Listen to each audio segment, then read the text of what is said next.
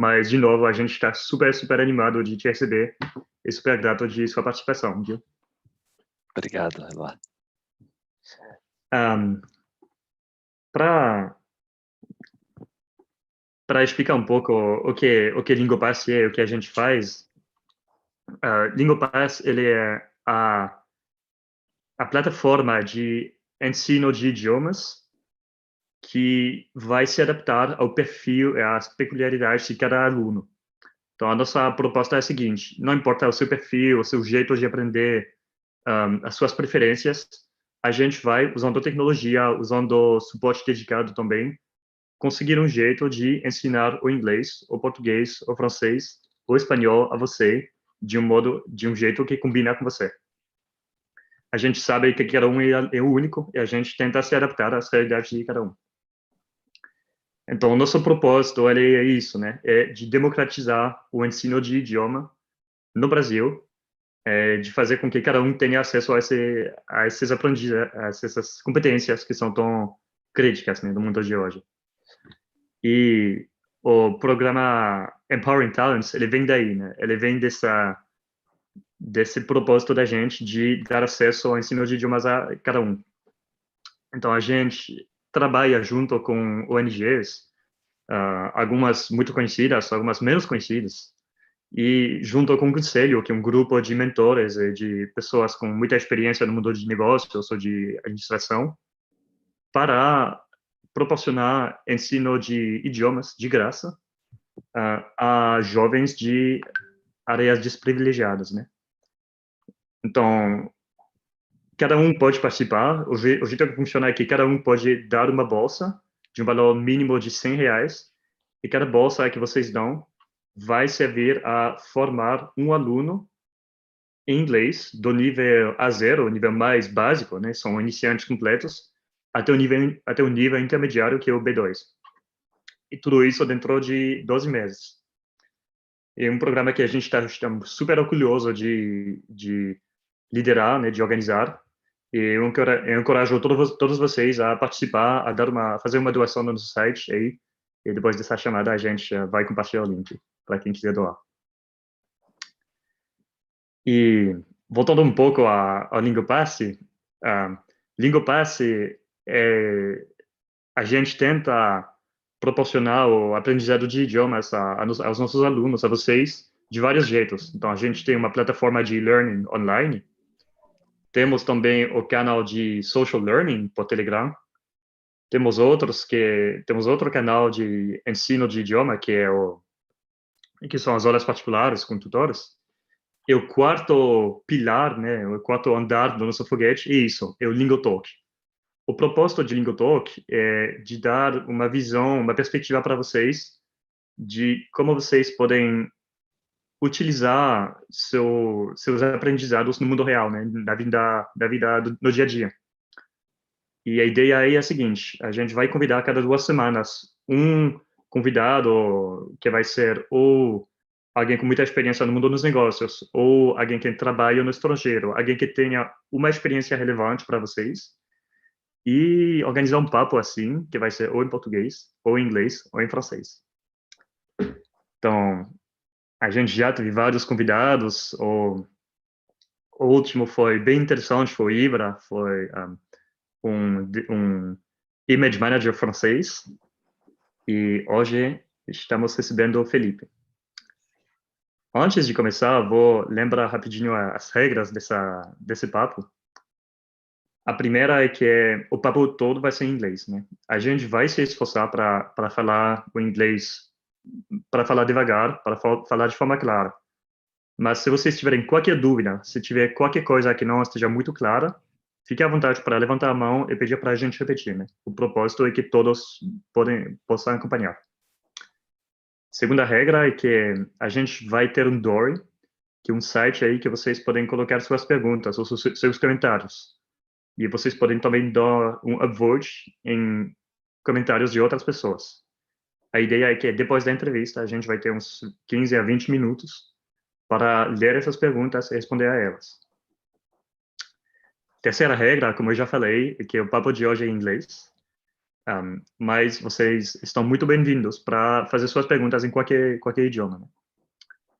E última regra é que eu peço para todo mundo se expressar com respeito, né, e consideração pelas opiniões de outras pessoas, tá? Então, gente, é isso. Estamos gravando esse papo por sinal. Então, se vocês não quiserem aparecer na gravação, tudo bem. Podem ficar na chamada. É só desativar o microfone, desativar o vídeo, e aí vocês podem acompanhar sem estar visíveis na chamada. É isso. A partir de agora, a gente fala em inglês. Felipe, I am delighted to welcome you in our 14th Lingotalk. A very, very warm welcome to our community. We haven't met before, and I think many of us here haven't met you either. So I would like to break the ice with you, and I would like to do what we call a Chinese portrait in French. A Chinese portrait is basically getting to know you through analogies. So Felipe, if you were a language, which language would you be and why? French, because it's something that I know a little bit, and I am so curious. It's not that complicated, but at the same time has some charm, some romance over it. So I guess French would be my language. Okay. So I guess that says maybe something about you, right? That you're complicated, but not too complicated. That's what my friends tell you. Maybe will tell you about me. Yeah. I hope I'm also charming, but it's not the case, I may tell you. Excellent. I think we're about to find out. Sure. Felipe, the floor is now yours. I've been speaking a whole lot. Now it's your turn. And we're going to try to keep it short because you have such a rich career and so much experience already. But could you maybe try to summarize your experience and your curriculum up until now in, say, 5 to 10 minutes? What should we know about you? Sure. So first of all, thanks a lot for the invitation. I mean, there is something I would like to add to the Lingopass, the initiative we're having, which is the dream that this team, the Conselho, as you mentioned, had, obviously boosted by Alexandrine, which is making a bilingual nation. So we have a big ambition. We really want to make a difference on it. And the whole idea of being here and talking English, which is obviously not my mother tongue, is really to share a little bit, some time, devoting some time. My colleagues are doing a much better job than myself in mentoring the teams. So everybody's doing what we can, because we do know how important talking a second or a third language is to business, right? So, and the second curious thing, I would say below average basketball player, and 14 was my number. So this is I have emotional connection with the 14 number. I was born in Santos. This is an important part of my life. I am so from the coast. I left Santos when I was 22 years old to living in São Paulo, but since 18 to 19 years old, I'm working here in São Paulo. So I was studying there and making here my professional career. And this is important because when I joined my first job here in São Paulo, we need to have a basic understanding of English, right? I come from a household from educators. So my mother was a teacher, my father a director of a public school. So education was always a topic at home. So I'm blessed for this. I'm really blessed because despite the economic restriction, I might say, the orientation towards education was always there. So if I think about many of us, right, that sometimes we don't have the same opportunities, I guess that's what also moves me to be here, right, to give opportunities to other people. So I've been working mostly in marketing and sales, trade marketing, so everything related to commercial activities since my early days. I've started working for a data analytics company. That point in time was a market research company in 1993, so quite a while ago. And then I moved into marketing, working for international companies since the beginning. So I've been working at like 28 years in international companies, coming from an English company, then American, then Dutch, Dutch company, English company again, French company, and now a German company, right? So all these different cultures I've been living. And you see, I mean, my English is far from perfect. That's the idea of being here also, not to show it to everybody, but it's really, I mean, I've learned in business, right? So I've learned to talk because I had to. So I had some understanding, but I had to learn. I had to survive. I had to make presentations to big audiences in both English and Spanish. So yes, I believe that the language is like give you the power of make your own choices, right? I guess we should all look for choices in our lives. So if you can choose what you do and the language is not a barrier, you're blessed, right? You already have something good in your life. So I'm a lifelong learner. I believe that we will work for quite a while. I guess I'm working around for 30 some years. And I believe it probably work another 20 or more. So I guess to have this ability to work for so long, you need to be safe, right? You need to be in good health. You need to be in good mental health. You need to learn always. You need always to be connected what's going on in the world. You need to be relevant. So physically, mentally, emotionally, educationally. So that's what probably defines me the most, that I'm always trying to learn. Every time I can learn something, you can count on me. And I guess this is it, I guess nothing further to add about myself. I'm married. I have 2 kids, 8. I mean, was just 8, and now the second one about to be 14. And yes, and it's quite funny because now that I'm working from home, they're seeing me speaking another language.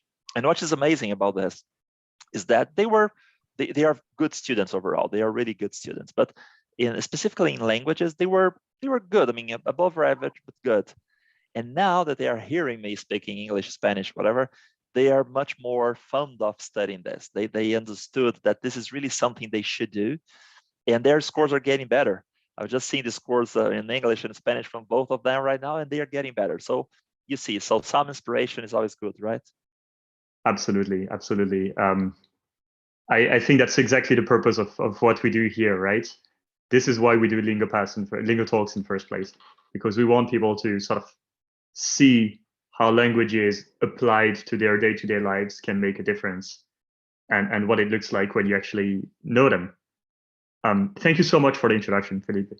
There's one thing you said that I really disagree with, which is that your English is not good. I think it's actually fantastic, especially considering it's not your native language, right? So congratulations on like the really good language skills. Two more things I kind of wanted to call out are the behaviors described, right? Being a lifelong learner, I think that's critical, whether it be for languages or in other areas, and learning things by doing. I think the expression you used was, I had to survive. And that's exactly how I feel about languages. Sometimes you put yourself in situations that you're not comfortable with. You know it's going to be risky. You know it might go wrong, but that's how you learn. There's an English saying, which some of you might know here, which is fake it until you make it. And I think that's exactly how you have to approach language education. Yeah. And adding on this, I guess there is a second one who says that when you're good in something is the moment you stop growing, right? So you'll never be good if you're not bad, right? And this is quite important. So when you come to a level where you say, now I can write in English, I can probably read in English, and it's okay. No, try to speak, right? And if you speak, try to do it in an event like this. So keep pushing your boundaries, because this is what in the end, once again, now it's like probably 80 years we'll live. So imagine that you're at 60 or 70 and you don't have anything else to learn. It will be a sad time in your life. So keep pushing. I guess this is the good thing, and I would invite everybody to do this, right? Excellent. Now, Felipe, I'd like to talk business with you a little bit. I see that I know that you work at GfK, right? Which is, as you said, a German company. And what I understand from GfK is that you use big data to power artificial intelligence models to inform, marketing strategies in retail. But I think that's a bit vague. I'm probably off the mark, by the way. So I'd like to have your description of what you do and how your customers use big data. Great. Yeah, great. So yeah, no, you did it right. So exactly what you said is what we do. But I believe that in this forum, my intention would be really bringing probably real examples or down-to-earth examples, so things that we can really feel it, right? And I guess this is probably important to all of us. So first of all, yes, as you said, GfK is a German company. The GfK nowadays, the purpose of the company is growth from knowledge, which is also making me passionate about it, because in the end is what we're talking, right? So you need to know things to grow.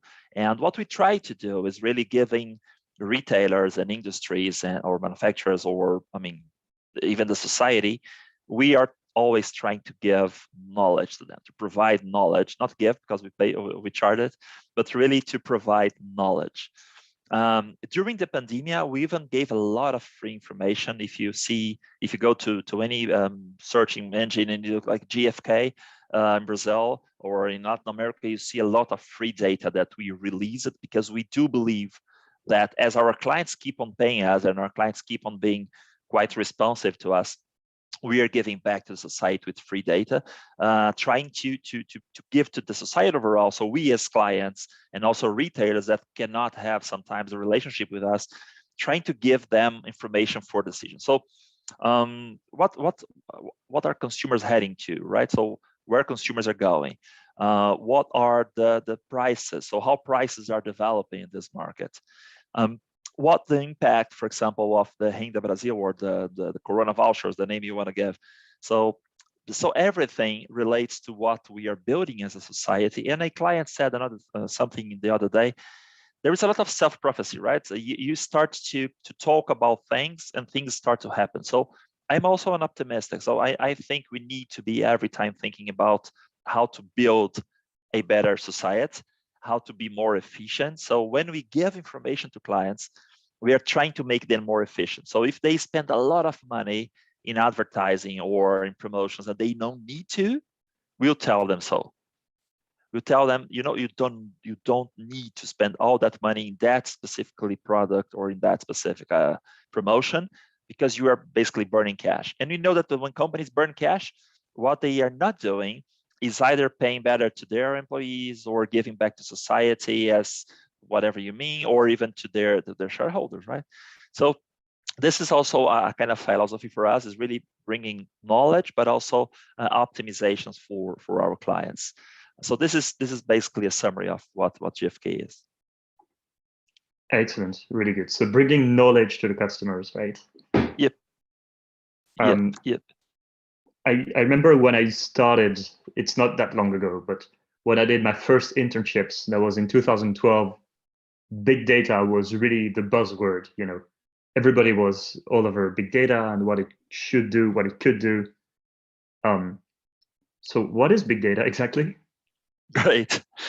So if you go to the traditional search and you put big data and ask for a translation, I don't know what will come, but certainly it's not like a big dice, right? Because in Portuguese, as you know, data is dados, so it's not a big dice. Big data is really data who comes in huge amounts to any company. So let me give you an example. Imagine how much data or how much information, let's say that a retailer, a supermarket that you have close to your household, how many data it generates every day, right? So let's think about, so you are going into the checkout, you are passing the product, and then Felipe starts and he buys, I don't know, tea, he buys meat, he buys a couple of things, and then he starts buying things that might indicate that Felipe buys something because he has kids at home. So he buys a chocolate powder, he buys biscuits, he buys chocolate, this kind of stuff, right?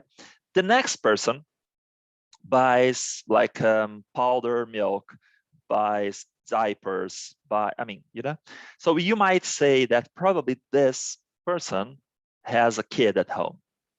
And then depending upon what he or she buys, you might even say if this kid is, which age is, you might say even the gender, and you might even say if there are 1 or 2 kids at home. So every time we are producing data in a retailer, and that's not the point. Second point about data. When you go into the stores, some stores, they have a sort of sensor which sees how many people are going up or down, right? So they are going into the store, going out of the store. Other stores, they have some cameras who can take a shoot from the checkouts. So they might say, for example, you know what, at 2 o'clock in the afternoon, all our checkouts were filled with people, but we have just 2 checkouts. And people were taking like 25 minutes to pay their purchase. It's not good. We should have 3 or 4, right?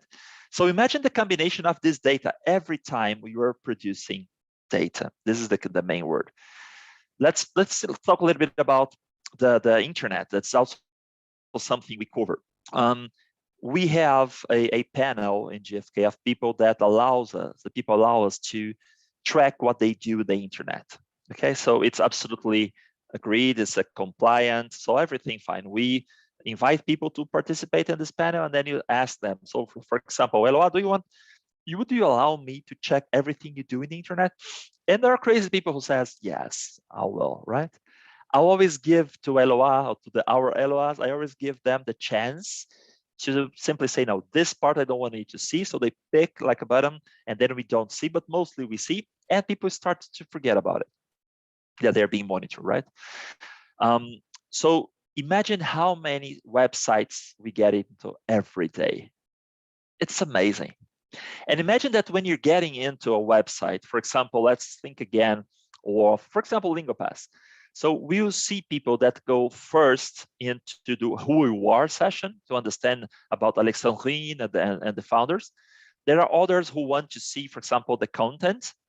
So if I'm a media company and I know this, I would try to tell to the next site I go after going to Lingopass, let's say a competitor, I might try to tell to the competitor that this person who is coming to the website prefers content than the founders. It's clear? So I get into the Lingopass, and instead of going to the who you are, I got into the programs to understand what you teach at Lingopass. And then I go to a competitor, and in this competitor, instead of opening the main site, I will start to say, do you want to know about what we do here? Data, right?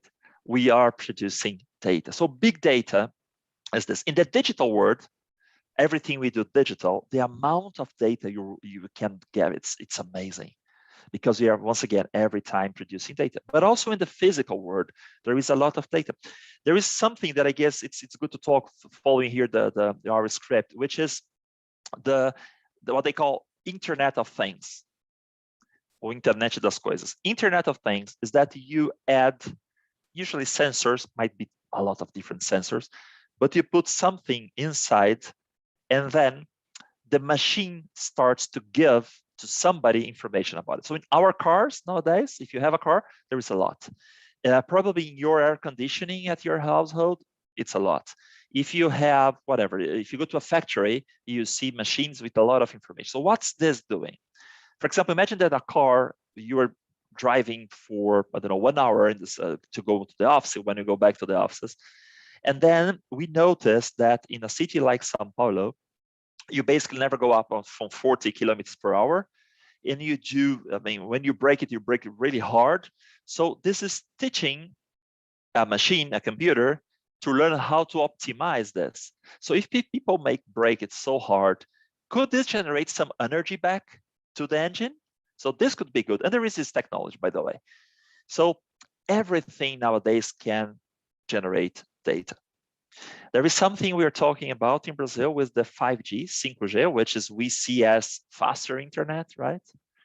What is the main beauty of 5G for everything you talk today? Is that this 5G will allow that you do things remotely and instantaneously. there is one, as I know, just one surgery that was done here in Brazil, in the Northeast, with a doctor sitting, I guess, in São Paulo, if I'm not wrong, making a surgery in somebody in a city in Northeast of the country. So imagine how beautiful this can be, that I can make a surgery just looking at the camera in somebody who's real people. So digital technology, in the end, what brings to society is a great opportunity to increase the lives of ourselves. Society should improve as part of big data technologies, IoTs, and so on and so forth. I love this. Thank you so much for the explanation, Felipe. One thing that I think you highlighted a couple of times, but I want to summarize to make it really clear, is that when you speak of using big data for intelligence, usually what you do is you have sort of a wealth, a place that generates data, right? So it could be consumer behaviors. It could be, it could be traffic data, for instance, or it could be medical images, whatever. And then we use that data to build models on top of that, right? Yep. That's what artificial intelligence is usually about. You Yep. train a model on data. And I work at Google myself, so we deal with artificial intelligence all the time. Like my day-to-day job is, working with algorithms and, making sure that you have the right data in the right place. And one issue I have sometimes is that it's kind of hard to understand what your model is doing, right? So you have, I don't know, suppose you have a stock portfolio, right? And I have an artificial intelligence system out there that tells me that the Apple stock price is going to go up tomorrow. So I want to tell my friends to buy Apple stock, right? Because I trust the model. But then if my friends ask me why they should buy it, I don't really know. All I can tell them is trust the technology, have faith in the model. It knows what it's doing. Do you see that as a problem, the fact that we don't always understand why we made the decisions that we made? It's a wonderful discussion that we could take probably 4 hours talking about this, because this is wonderful. Let me go to this. I'll try once again to have it as very in the basic part of it. So let's say that every time that the stock prices of, I will say, any company, right, of a Lenovo, it's below 100, we see, or over, let's say 100, we see people migrating to Apple, although it's 200. So let's say that you notice that through data, right? And you also notice that every time Apple launches a new product and people start to come in, talk about that, so we have an amount of people talking about this in the websites, the stock price also goes up. So you get these two things, and you write it in a way what we call the algorithms in the end, to simplify, to tell every time that condition A, Motorola price, condition B, people start to talk about Apple in any website, you should have a share price which goes up. So this is basically a very simple algorithm.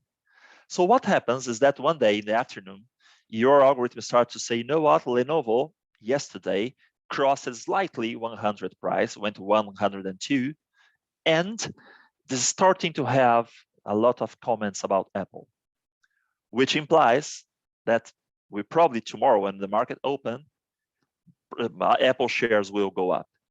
So this is basically, this is basically what the artificial intelligence might do.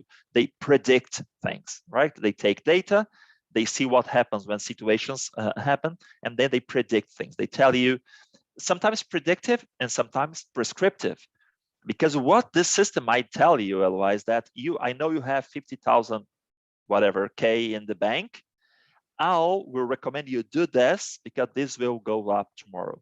So it's really like prescriptive, giving like a prescription, like the doctors do, no?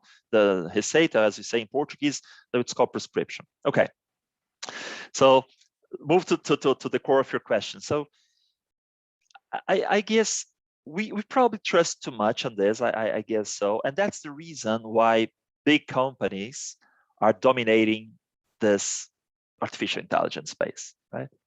Because it's easier to trust in a big brand doing this kind of thing than a smaller brand.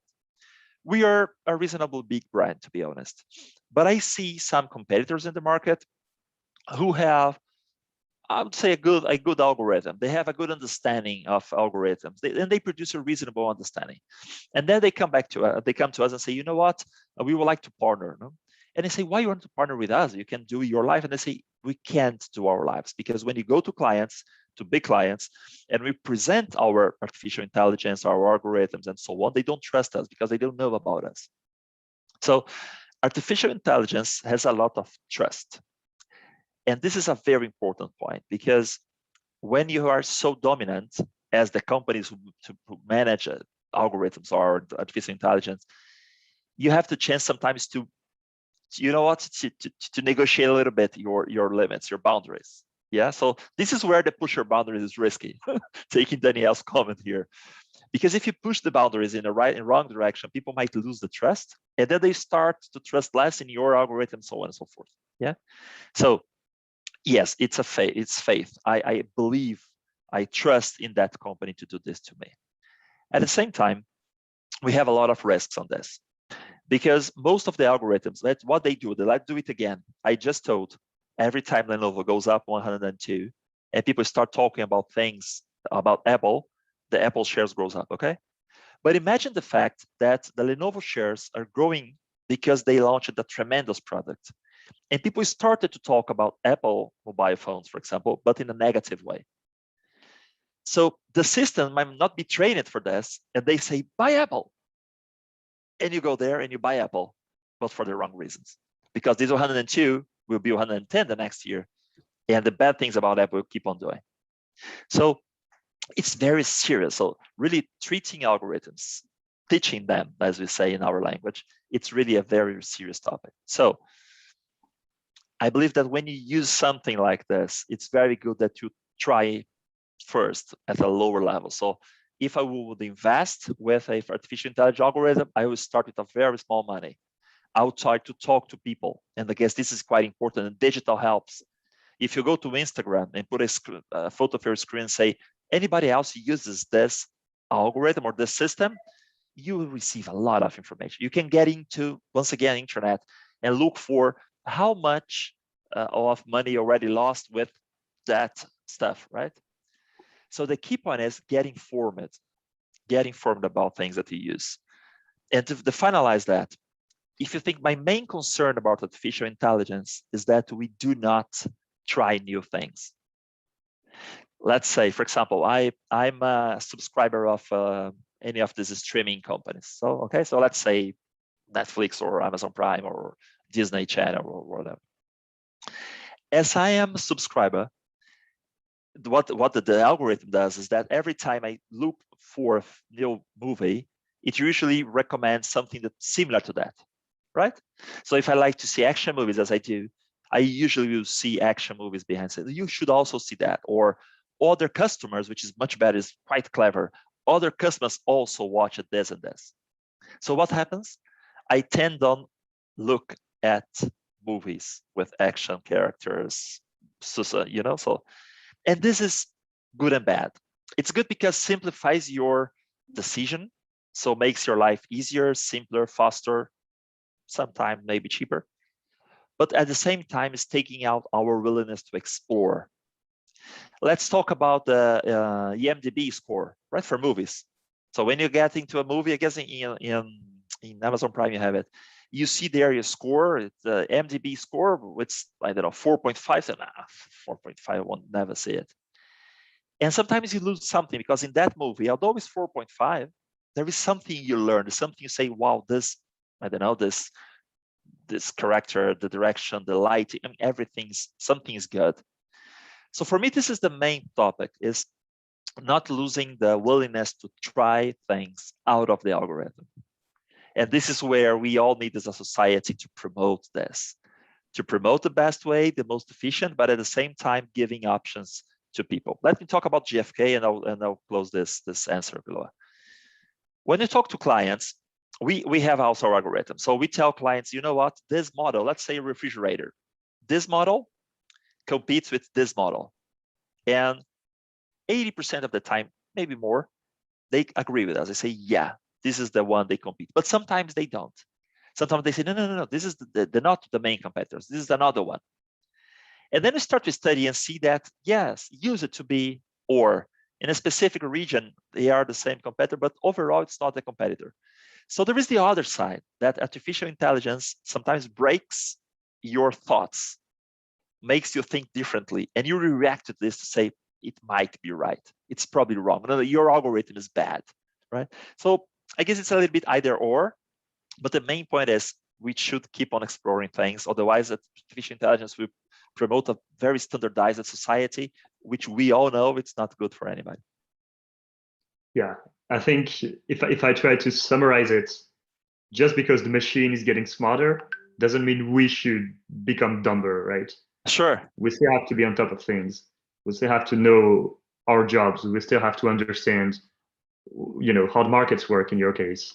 Yeah. I think it's an interesting takeaway. We tend to sometimes just go, trust whatever it tells you. And yeah, it's always going to be, there's always value in it, but you should also be critical about it sometimes. For sure. I have one last question I wanted to run by you, Felipe, and then we'll have a look at the questions we have from the participants, right? And guys, by the way, feel free to add your questions to the Dory. I'm going to share the link again in the group chat. You're all welcome to ask questions, not only in English, but also in Portuguese, in French, in any language you feel comfortable in. And then we'll take a few minutes at the end of this chat to go over the questions. One thing we're kind of exploring a lot at FSP is how technologies help us learn, right? Obviously, because we teach languages. And the way, for instance, information is accessed, the way it's become so much easier to find translations on the internet, that has really changed the way we teach and we learn online. Do you think that's it? Are there other ways that we can or we will benefit from new technologies? And specifically, how do new technologies help us sort of adjust to each student? Great. This is a great question. I guess my generation, we already started to work with technology. So in 1993, when I started working, it was just the first computer in the company and I was trying to learn. So, but we still see things a little bit either or. There is a guy called William Gibson. William Gibson was the first guy to talk about the cyberspace terminology. And he's the guy saying that this generation is the last one to make a difference between online and offline. Yeah. From now on, we just call it life. And not anymore, this is online, this is offline. So why I'm saying this, because what we try to do is to, I would say, translate off to one or the opposite. So we say, you know what? A good online experience would be that people are seeing something like this in their computer.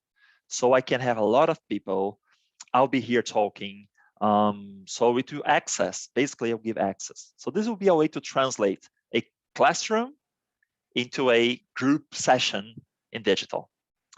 The main point that digital gives us is the option to magnify experiences.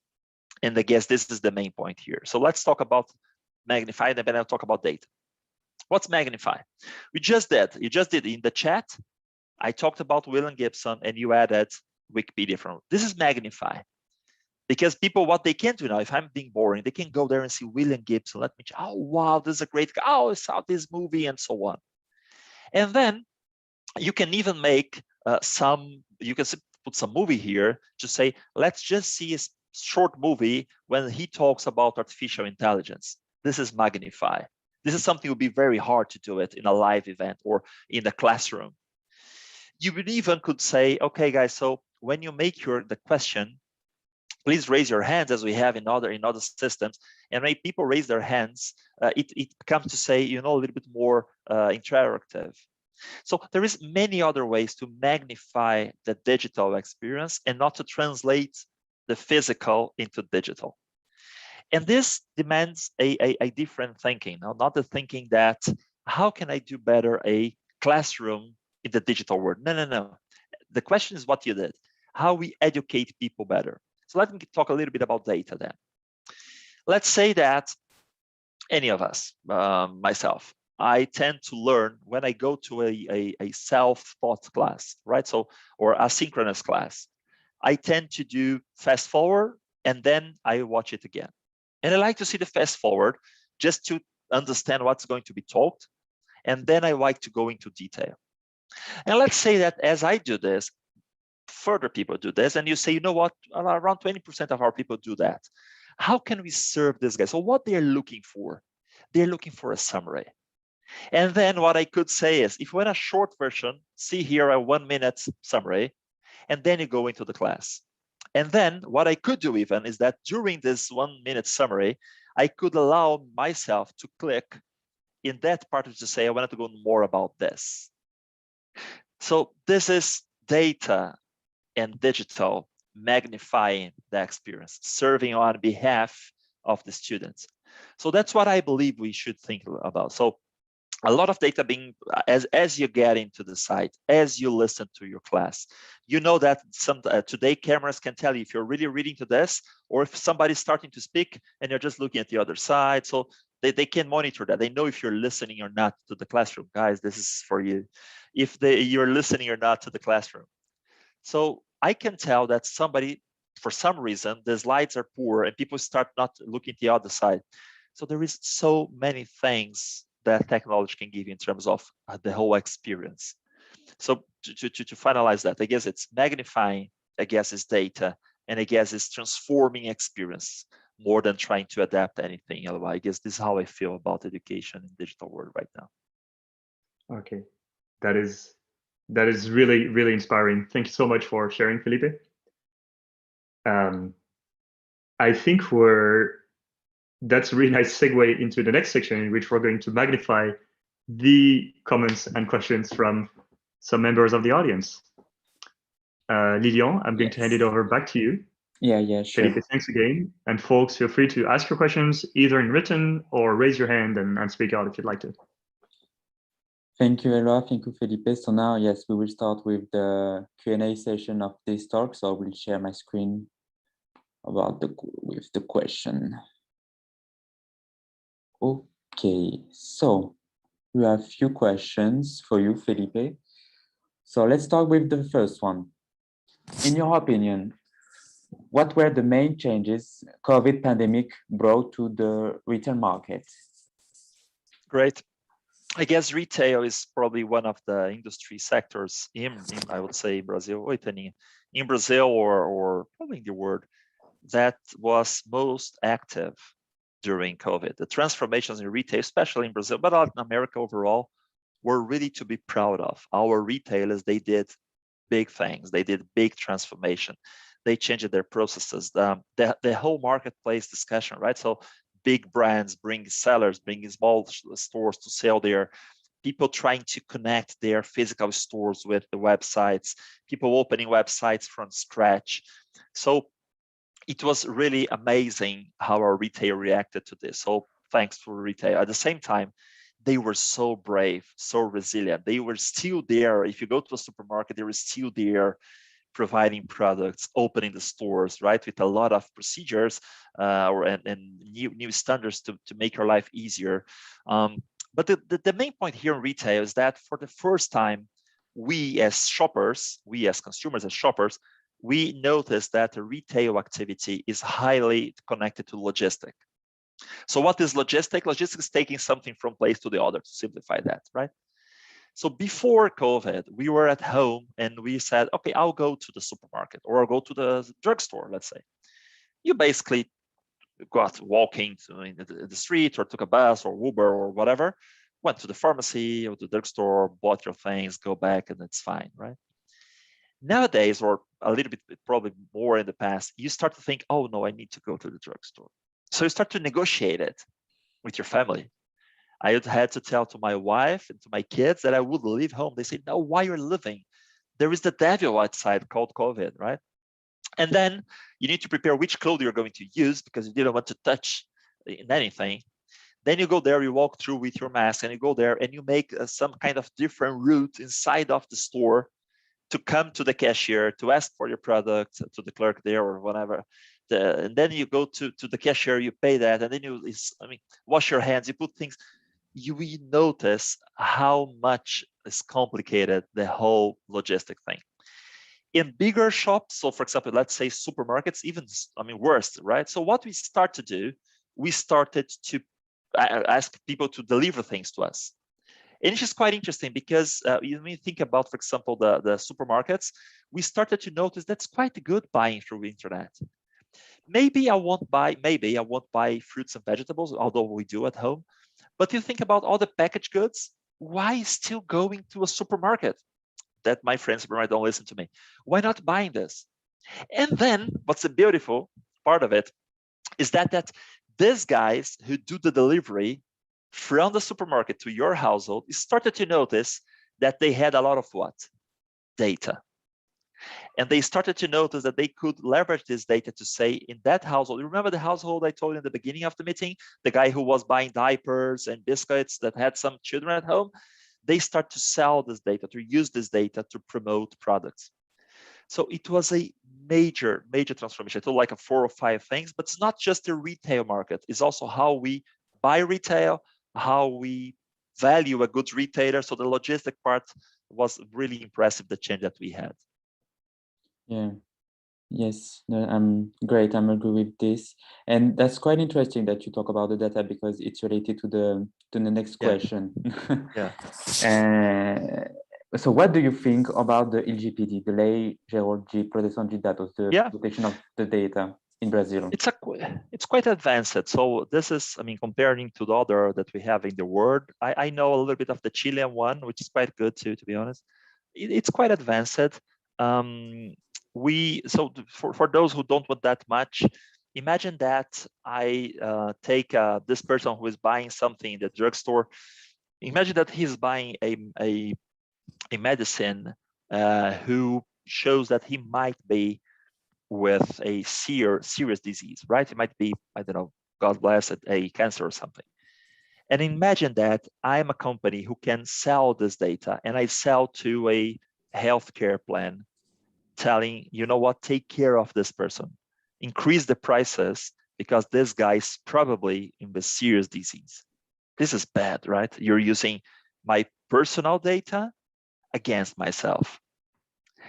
So what the main objective of this is that as we generate so much data today, we should be protected of misusage or bad usage of it. Yeah. So that's the whole idea of the why is this going there. Once again, we talk about trust, right? When we talk about Google algorithms, this is about trust. So the society and say, you know, I don't trust that much. I need to make something here to moderate a little bit. And this is the main job from the state, right? To moderate things, to put things into perspective. So I think it's a very good activity that we took in Brazil. It brought a little bit more attention to all the risk from big data and also increased the level of small data, who is like a surveys and things that we also do at GfK. But anyway, good measure. What I don't like in our society is that we try to make claims about things. So we're starting to pop up claims. They used my data for this and this and this. I'll go into the court. This is where things start to become, a little bit rare. But that every site now asks me if they can track my navigation. I like it. I guess it's quite good. Yeah, thank you for your answer. Okay, so we have 3 more questions. Maybe the people who made the question would like to read if they are in the room, or I will read it if they want. So we have another question. What are the main channels currently used by your company, GFT, in customer relations? Great. So we basically do what we do here. So kind of Zooms and others. We use it Microsoft Teams mostly. Even in our telephone, we have now in Microsoft Teams. So we don't have physical telephones anymore. everybody in my company in Latin America is working from home since March 15th. So we are 1 year, 15 months, right? And 10 days. So we are like I don't know, about 460 days at home, which is amazing.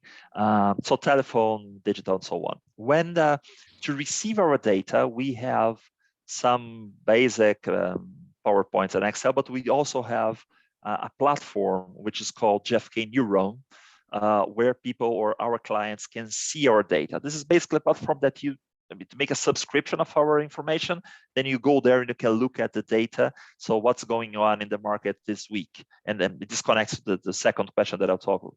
So for example, how many computers were sold last week in Brazil? People can go into the system and see immediately at every time. They are at night, they need to prepare a presentation to their, I don't know, director or to a retailer or whatever. They can go into the night and see the data directly on their hands. So this is probably the main customer relation channels. Thinking about a little bit about Canvas, this will be more the channels we are having now. And I'll just link this for the sake of time, Lilian, that the pandemic was a bit of a freak event, right? So the AI algorithms, they suffered a lot in the beginning, but remember that most of that, they are working with big data, so huge amounts of data that comes in different ways, but they come with frequency. So for example, our algorithms are all based in weekly data. So every week I receive from the whole market in Brazil, sales data overall, price, volume, value, whatever.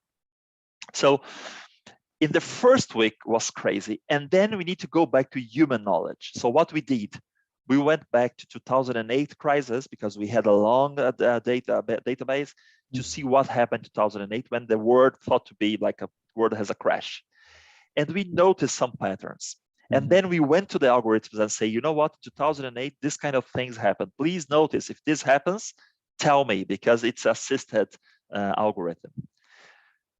I might say today, the algorithms are quite strong again. And I would say like probably 6, 7, 8 months, because we already have so many new data. And in the case of GFK, we have data from 100 countries.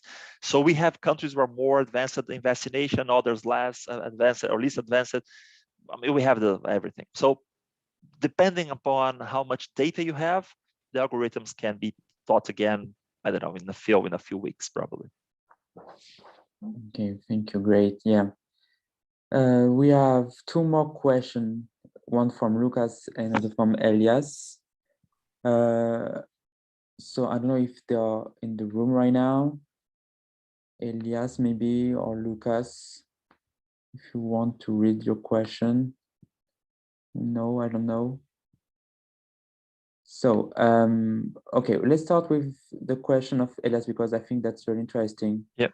How do you see the relationship between providing a humanized service using the artificial intelligence tools? Right. So if you want to see something about this, I was part of a panel in something called Consumidor Moderno. You see that you can look for speech analytics. There is a new video today, but not from design. Speech analytics in an event called CVX. If you go into there, you see something about it that I've done with brilliant colleagues that know much more than me, by the way. Imagine that until a couple of months ago or years ago, we had like 100 people listening, for example, to your complaints to your mobile operator, right? You're calling the one you use and have 100 people listening to you, and they were typing the responses. This was highly humanized, right? This was highly humanized. People were talking directly to you. What happens today? That people start to understand that out of this 1 million calls they receive per year, 20% of them were talking about problems, 70% about, I don't know, further information, and the other 10% about other things. So what they start to do, okay, depending upon the first way, the way people get into the call, I'll ask them to say if it's a complaint, for request for information, so on, and then I'll redirect them. So this is good. I already direct people, and then I can train people who know more about problem solving, who can know more about information or what other. So good to people. Technology driving to better people, highly humanized. And then they noticed that people were asking about the same things. How can I have a second bill because I lost mine? How can I pay whatever? So they started to catalog that with a lot of artificial intelligence on this to put things together. And they started to ask you, hey, it's a problem. No, it's information. What do you want to know? You want to pay a second time, and then you do the second one. Okay, and then you went to a person, right? And then the person started to talk to you again. And then it goes on and goes forth. And then you realize that today you can prepare a lot of things and just train people in more advanced tasks. So today the humanized touch comes to give you really humanized touch. When people say, you know what, I need a second bill. You gave all the information, but I still don't know how to do it. Can you help me? And then probably somebody will say, for sure, what's your name? It's a bad example. If they say, what's your name? They did everything wrong. Because if you click it there and give your number, they already should know your name. So they should say, hello, Mr. Felipe, Mr. Elias, how are you? I'm so sorry that took so long to talk to us. But so technology is a great way to increase the humanized service, to improve the humanized service. So I guess this is my point of view. If it's not like this, it will be bad. And sometimes it's bad. Sometimes people just try to make savings. No, let's reduce people. And then we invest in systems that reduce people. And in the end, happens, to be honest. But you have a balance to do this. Otherwise, you really damage your service. Okay, great. Thank you. So let's finish with the question of Lucas. And I think after I will maybe let Elwa say the last word for this meeting. Okay. So if the machine, Facebook or Google, learn how to make better publics, is it right to say the machine put off some important people, taking off their opportunity to see the offers? Yeah, I mean, it's yeah, I guess so. I guess as I said before, so the technology has their limitations. So you can do that. You can tell people that you are not the one who will most likely buy it, so I won't present you this. And this is a problem. And this is, I agree, it's a problem. So when you make things more efficient, you take everything which is more on the border and you concentrate in the most efficient things. But to be honest, if I want to know about something, I always can look for it. Let's say I join a travel agency, online travel agency, as an OTA, and they know that through my search that I want to go to Spain, right? Mm-hmm. So they might show me a part of Spain. They might show me, Greece. They might show other nice, fancy beach destinations. They might sell Caribbean, but they might not, show, for example, skiing, because I'm looking for sun. But if I want to go to ski, what I'm telling that we should do this. So I guess that's my point of being always curious about it. So if you wanted to go out of the norm, it's your role in this situation to go after that. But at the same time, they are quite fast. So if you start looking for skiing, you start to see skiing and sun. The algorithm will get a little bit crazy, but they might present you this. But it's important what you say, Lucas. The algorithms, the optimization, it's always looking for the biggest part of a segment, of a target group, of a team, of a consumers or shoppers. So this is right. We might not see things like this, but to be honest, we wouldn't see anyway, right? If you do not go after that. So yeah, it's a problem. It's an issue. You need to be aware of it and talk about it freely as we are doing here, for sure. Perfect. Good. I think, yeah, that was the last question. Elwa, I'll let you maybe try to summarize. I know you're good for this. Try to summarize this interesting talk. You're putting me on the spot now. There's a lot to unpack here, and it's kind of hard to wrap it up in a synthetic way.